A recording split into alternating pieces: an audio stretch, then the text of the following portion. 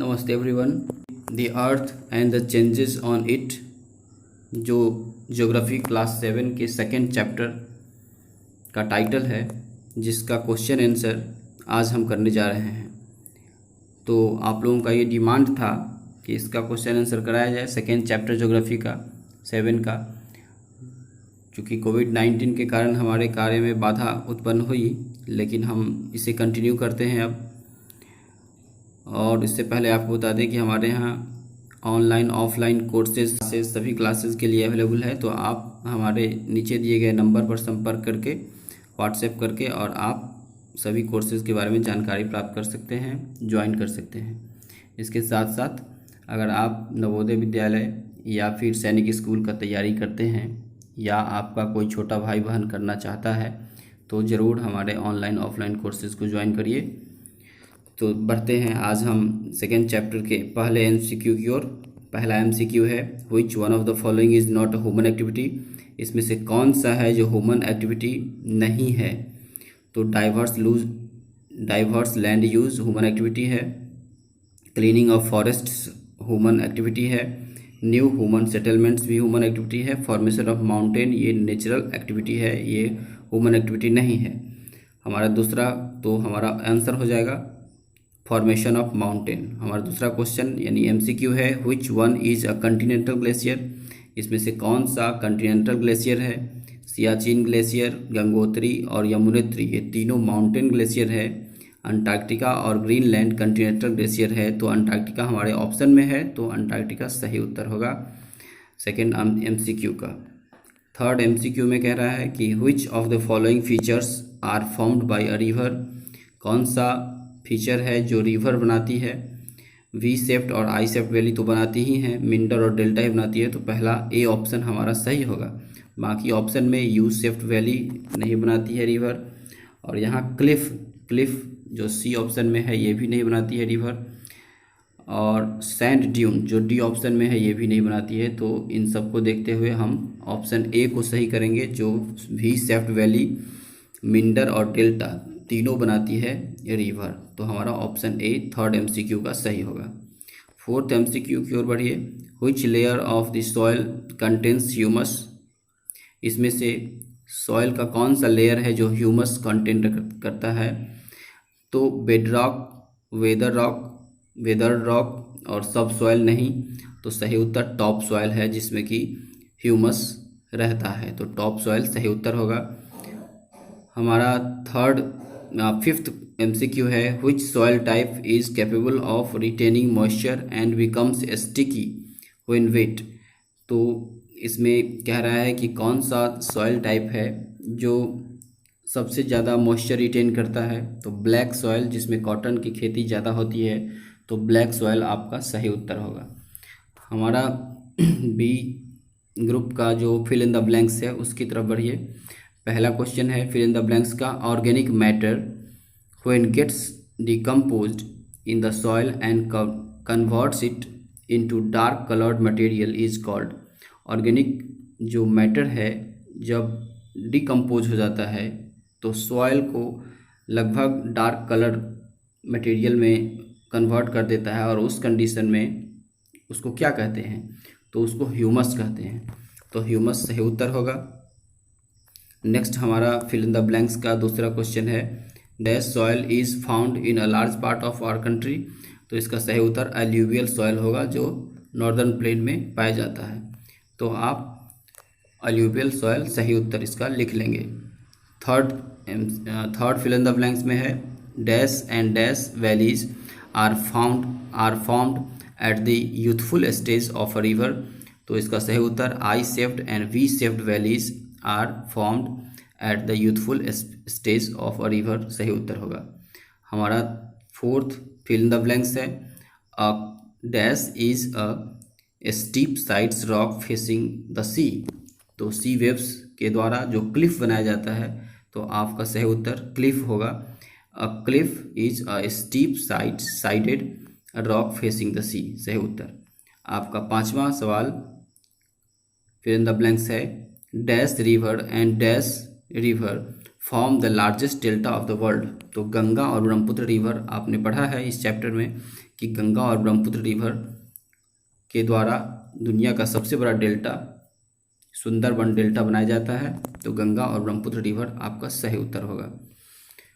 चलिए section C का पहला सवाल कह रहा है, सबसे पहले इसमें इंस्ट्रक्शन दिया हुआ है, give a single term for each of the following statements.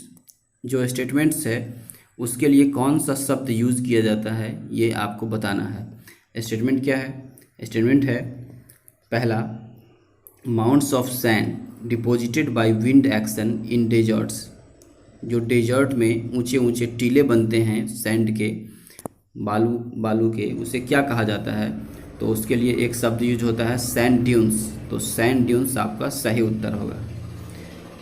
Next आपका, the process in which a gradual wearing and carrying away of soil particles takes place on earth surface is called। तो इसको erosion बोलते हैं। Next हमारा third one word है, the process of lying down of sediments carried by various agents of gradation. जो lying down होता है sediments अलग अलग तरह के एजेंट्स ऑफ ग्रेडेशन के द्वारा, इसे क्या कहते हैं? यानी कहीं से भी मिट्टी या बालू या किसी भी तरह का जो सिल्ट है वो अलग अलग एजेंट्स ऑफ ग्रेडेशन के द्वारा उठा करके एक जगह जमा करने का जो प्रक्रिया है उसे क्या कहा जाता है? तो उसे डिपोजिशन कहा जाता है। आपने इस चैप्टर के वीडियो में पढ़ा था। नेक्स्ट हमारा सी सेक्शन का चौथा है, a mass of moving ice down the slope is called. तो इसे हम ग्लेशियर बोलते हैं। चलिए ग्लेशियर चौथा का उत्तर हुआ। पांचवा सवाल है, removal of the top layers of soil is called. तो टॉप लेयर ऑफ सॉइल का जो रिमूव हो जाता है उसे हम सॉइल इरोजन कहते हैं। हमारा नेक्स्ट सेक्शन डी का बहुत शॉर्ट आंसर है, इसे आप संक्षेप में आंसर देंगे। सेक्शन डी का पहला क्वेश्चन है, specify two differences between internal and external forces. हमारे धरती के ऊपरी भाग पर जो चेंजिंग होता है वो दो कारणों से होता है, दो फोर्सेस के कारण होता है, जिसे हम इंटरनल और एक्सटर्नल में कैटेगराइज किए हुए हैं। तो चलिए इंटरनल और एक्सटर्नल फोर्सेस जिसके कारण धरती के सतह पर चेंजिंग होता है वो कौन है, उसमें डिफरेंस बताना है। तो चलिए बताते हैं। इंटरनल एंड एक्सटर्नल फोर्सेस में डिफरेंस यही है कि इनर एंड आउटर, यानी internal force inner part of the earth में होता है और जो एक्सटर्नल फोर्स है वो outer part of the earth पर होता है। दूसरा है इसमें अंतर कि जो इंटरनल है, इंटरनल फोर्सेस के कारण चेंजिंग आता है वो सडन होता है, और जो एक्सटर्नल फोर्सेस के कारण चेंजिंग आता है वो ग्रेजुअल होता है। तो यहाँ पे आप लिख सकते हैं कि इंटरनल एंड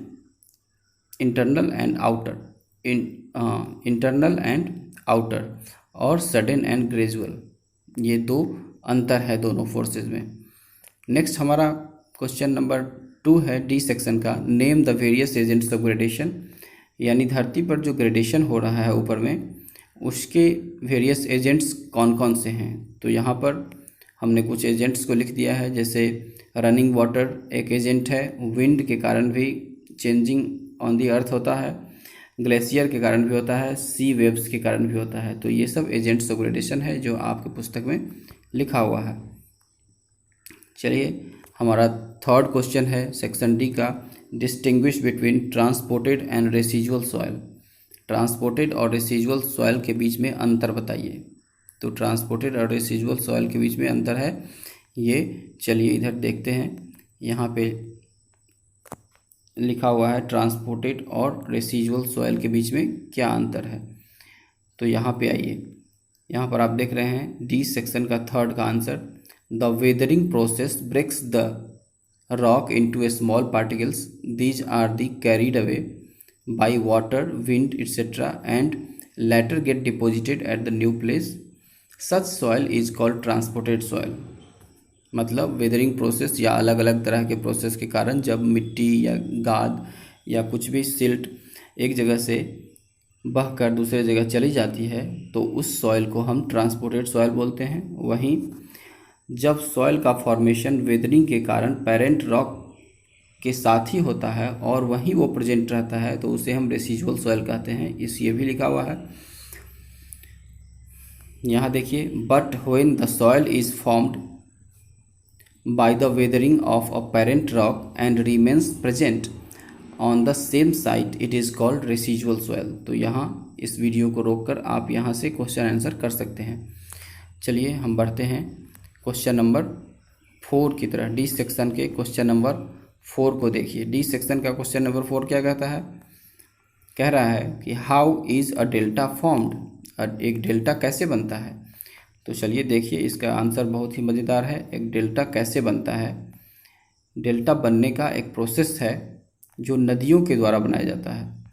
तो डी सेक्शन का 4th क्वेश्चन का आंसर यहाँ पे आपको मिल जा रहा है। Before meeting the sea the river becomes large and sluggish and gets divided into several tributaries. Sea में मिलने से पहले, जब नदी सी में मिलती है उससे पहले अलग अलग ट्रिब्यूटरी में बट जाती है।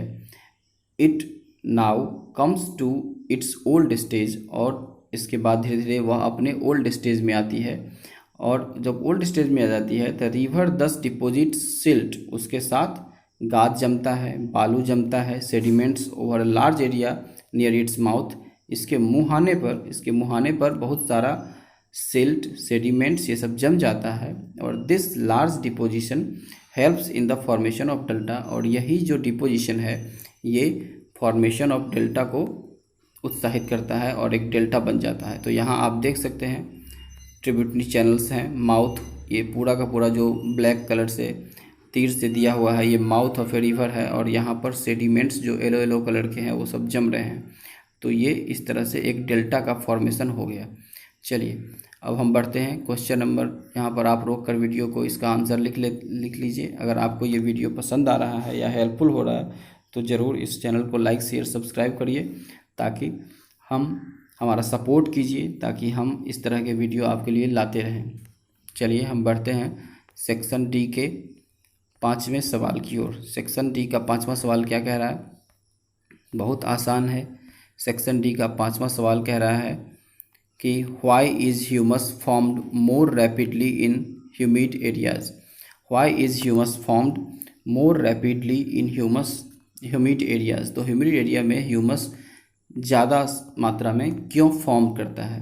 तो इसका सीधा सा उत्तर ये है कि वहाँ का क्लाइमेट उसके लायक होता है, जिसके कारण ये चीज़ होता है। जैसे देखिए यहाँ पर इसका उत्तर लिखा हुआ है बहुत ही शॉर्ट में, this rapidly formed, it means humus rapidly formed in humid areas due to heavy growth of plants and rich animal life. However, humus is low in desert soil.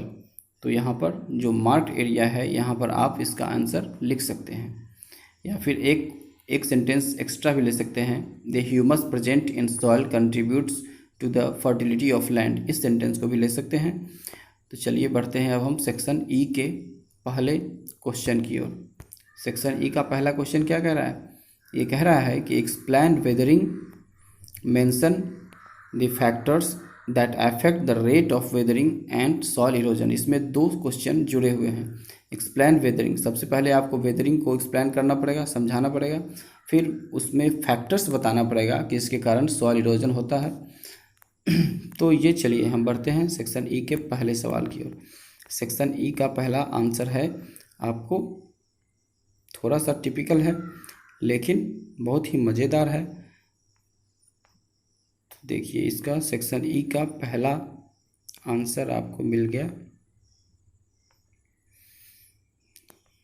ये पहले बताना है कि वेदरिंग क्या है। The term weathering refers to the process that breaks rocks into smaller particles. Weathering का मतलब होता है कि चट्टानों या पत्थरों का छोटे छोटे टुकड़ों में टूटकर मिट्टी बन जाना। और ये इसमें कौन कौन सी एक्टिविटी आती है? तो इसमें आता है इरोजन और डिपोजिशन। ये 2 एक्टिविटी वेदरिंग में आता है। They disintegrated as they are exposed to all types of weather changes. Next हमारा यहाँ तक लिख लेंगे। इसके बाद ई का पहला का थोड़ा सा और पार्ट यहाँ लेंगे, जो सेकेंड पार्ट जो क्वेश्चन कह रहा था कि रेट ऑफ, इसमें लिखना पड़ेगा the rate at which erosion takes place depends upon the temperature of place, vegetation cover, rainfall, slope of the land, types of soil and changes in land use. तो ये factors है जिसके कारण deposition जिस पर निर्भर है। तो चलिए अब हम बढ़ते हैं आगे।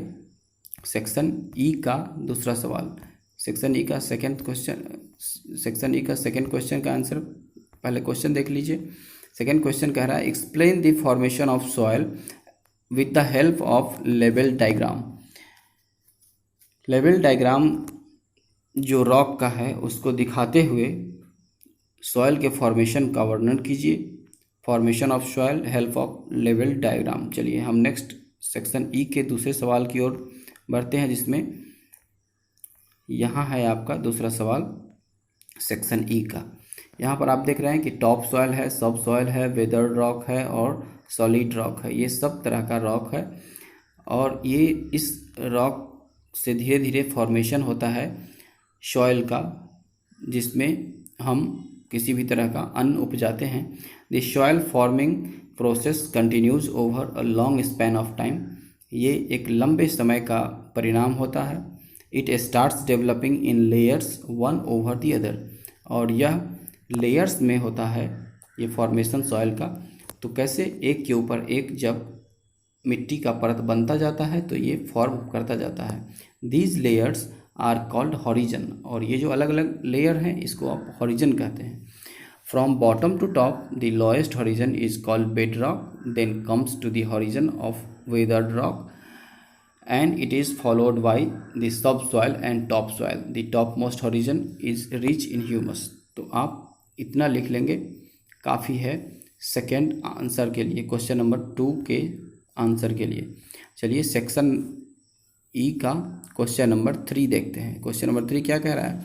ये कह रहा है कि what are the major soil types found in India, give one important characteristics of each. आपको जितने भी मेजर टाइप ऑफ सॉइल हैं वो सब को दिखाना है और सभी मेजर टाइप ऑफ सॉइल्स के एक एक विशेषताओं को भी लिखना है। तो चलिए हम पहुंचते हैं सेक्शन ई के तीसरे आंसर की ओर। सेक्शन ई का तीसरा आंसर यहाँ शुरू होता है।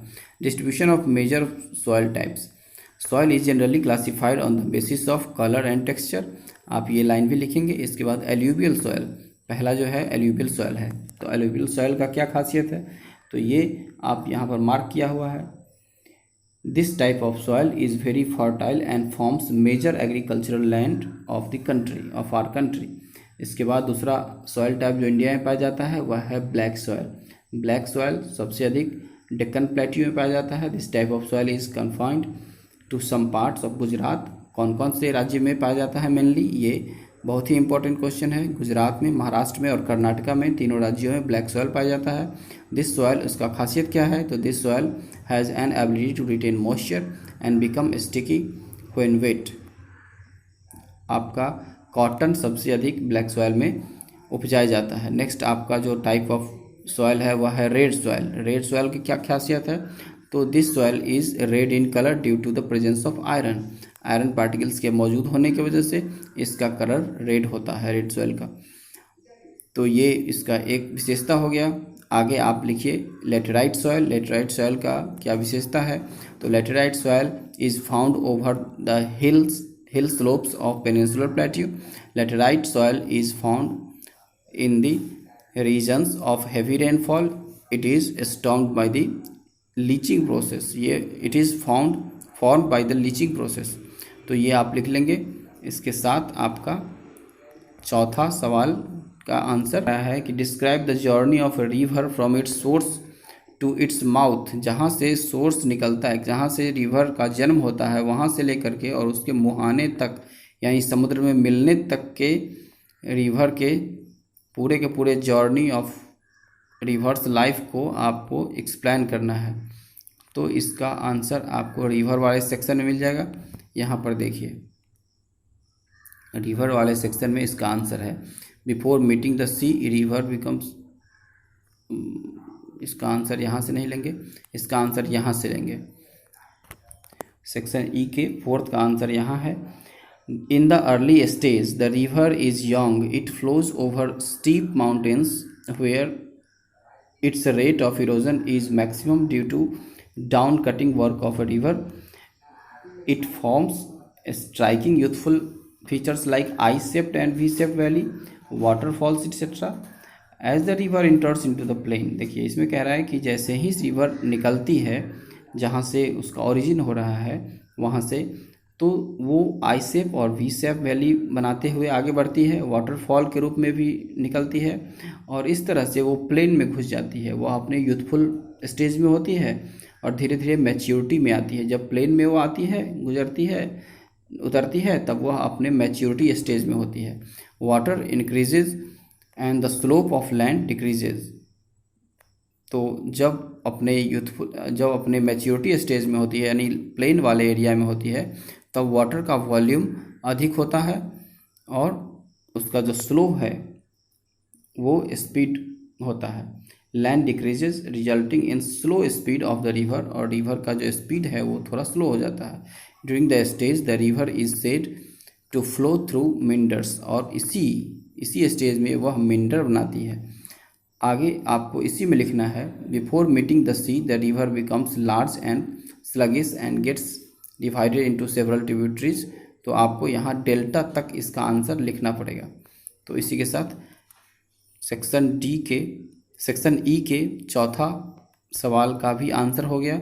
और बढ़िए सेक्शन ई के 5वें सवाल की ओर। सेक्शन ई का 5वां सवाल क्या कह रहा है? ये कह रहा है कि why is conservation of soil important, suggest 3 different ways of soil conservation. Conservation of soil क्यों इम्पोर्टेंट है और अलग अलग तरीका बताइए जिससे आप सॉइल को कंजर्व कर सकते हैं। तो ये क्यों इम्पोर्टेंट है सॉइल का कंजर्वेशन? ये तो बहुत आसान है, क्योंकि सॉइल हमारे लिए बहुत ही फ़ायदेमंद है। अब देखिए कि इसको हम लोगों को बचा के रखना क्यों ज़रूरत है। Removal of the top layers of soil is called soil erosion. Soil erosion उसे कहते हैं जब top layer of soil erode होने लगता है, डिन्यूड होने लगता है। We must understand that soil conservation is a serious problem affecting land all over the world. In certain cases, the soil erosion has become a menace and caused decline of crop yield. This is happening due to wrong human practices like cutting of trees. क्यों होता है ये सब भी दिया हुआ है। तो यहाँ पर वीडियो को रोक करके आप इसे लिख सकते हैं, याद कर सकते हैं। सॉइल इरोजन को रोकना बहुत ज़रूरी है क्योंकि ये हमारे लाइफ से डायरेक्टली जुड़ा हुआ है।